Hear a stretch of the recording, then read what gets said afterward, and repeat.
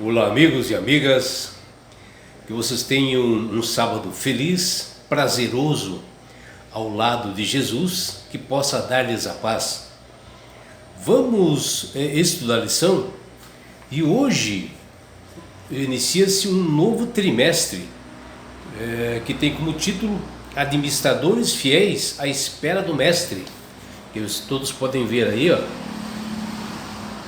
E mais precisamente, hoje dia 31 de dezembro, a lição 1, ela tem como título Chamados para a Família de Deus.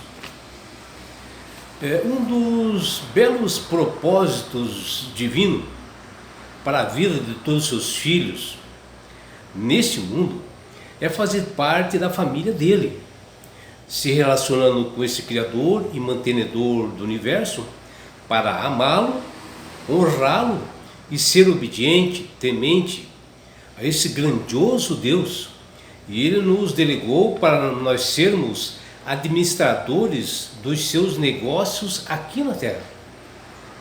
A palavra de Deus dá ênfase ao nós amarmos a Ele, Deus, em todos os nossos relacionamentos. E nós amamos ao grandioso Deus porque Ele nos amou primeiro.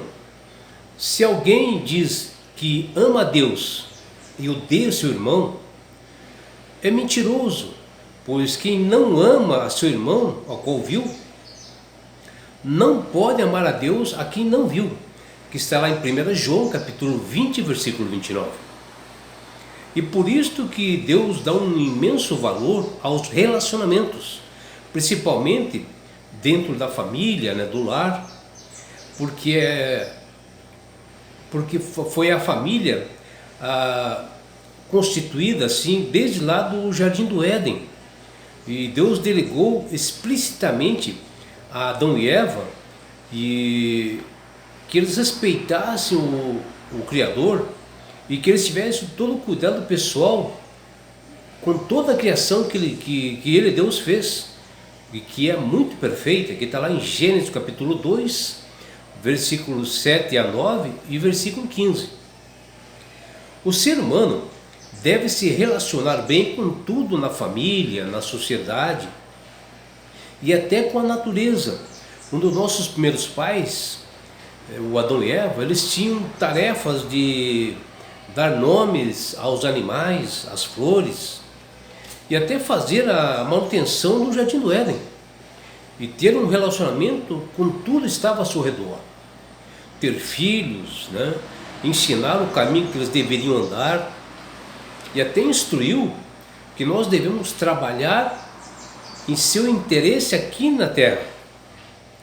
E o verso para memorizar da lição dessa semana, ele menciona algo assim tremendamente importante e que nos chama a atenção e que nos diz: vejam que grande o amor do Pai nos tem concedido, a ponto de sermos chamados filhos de Deus, que está lá em 1 João, capítulo 3, versículo 1.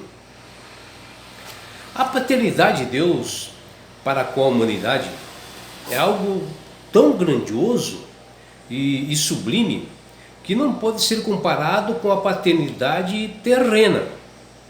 O único amor que ele mesmo usou como assim uma analogia para fins de compreensão de todo o ser humano foi o amor de mãe, que ele fala ali em Isaías capítulo 49, versículo 15.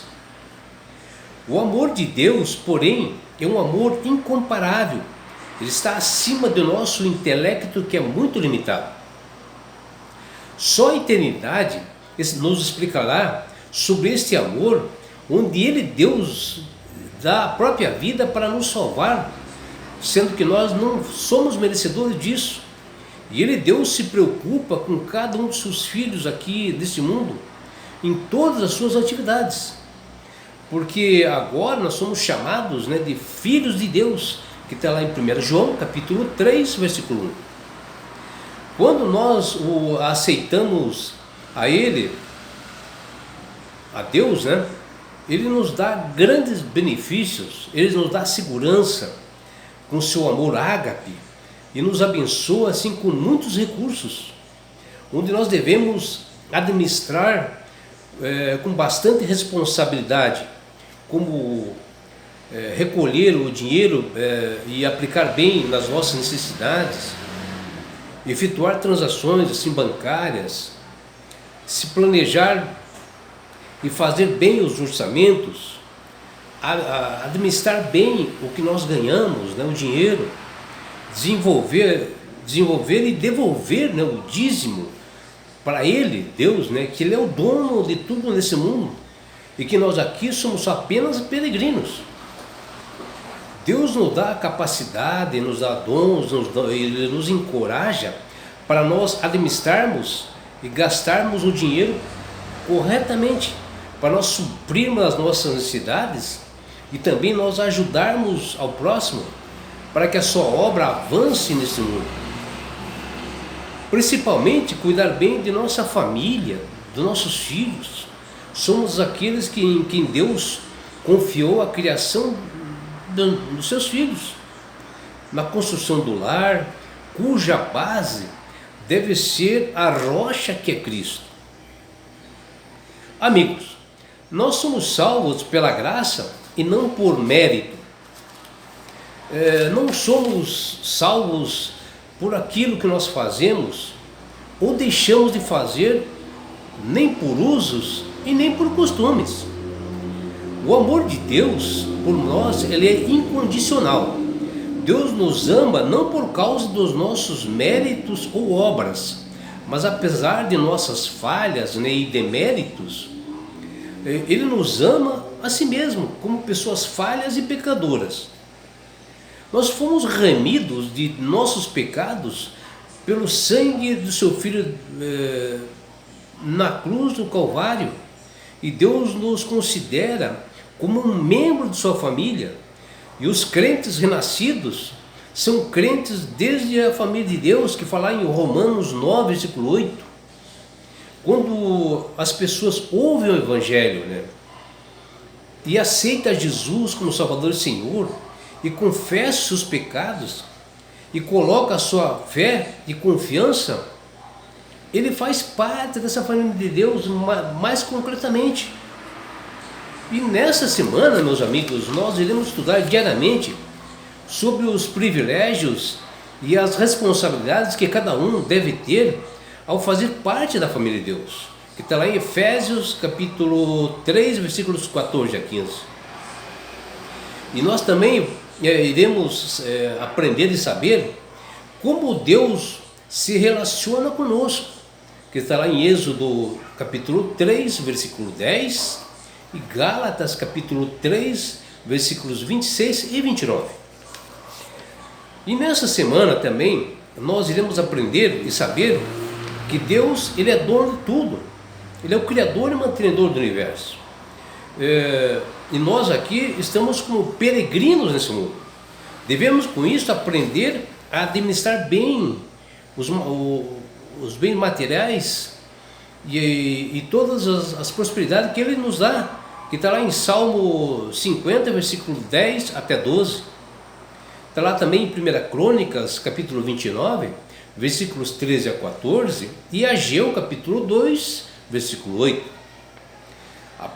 Aprenderemos também nessa semana, diariamente, e com detalhes, como é a provisão divina para as nossas necessidades diárias.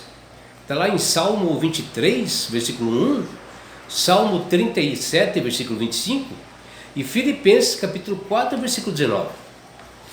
Nós também verificaremos o que significa amar a Deus de todo o coração. O que é isso? Está lá em Deuteronômio, capítulo 6, versículo 5, e Mateus, capítulo 22, versículo 37, e nós aprenderemos detalhadamente durante essa semana, que você, meu amigo, minha amiga, não perca. Também nós estudaremos quais as verdades cruciais que Jesus falou aos discípulos sobre os tesouros no céu, e que está à disposição de todas as pessoas que aceitaram Jesus. Está lá em Mateus capítulo 6, versículo 19 a 21.